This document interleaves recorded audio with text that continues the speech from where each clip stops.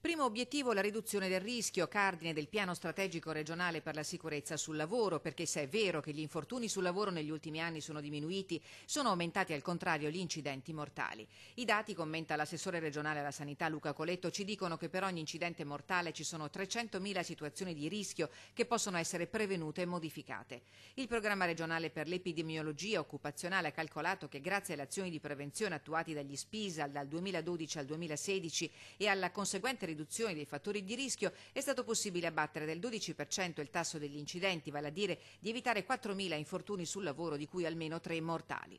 Ma non basta, perché occorre intensificare, ma soprattutto riqualificare vigilanza e controlli sui luoghi di lavoro anche attraverso l'implementazione degli organici degli SPISAL.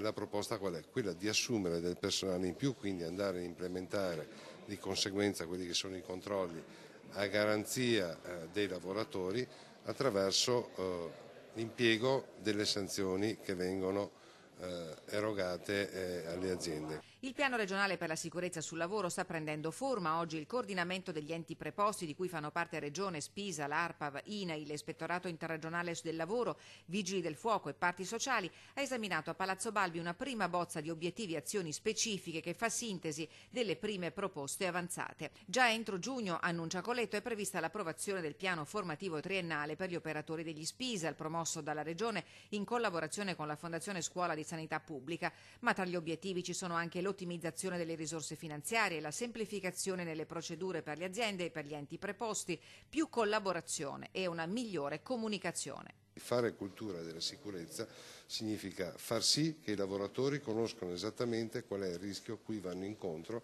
e quali sono le situazioni dalle quali devono, come dire, stare attenti, prestare maggiore attenzione.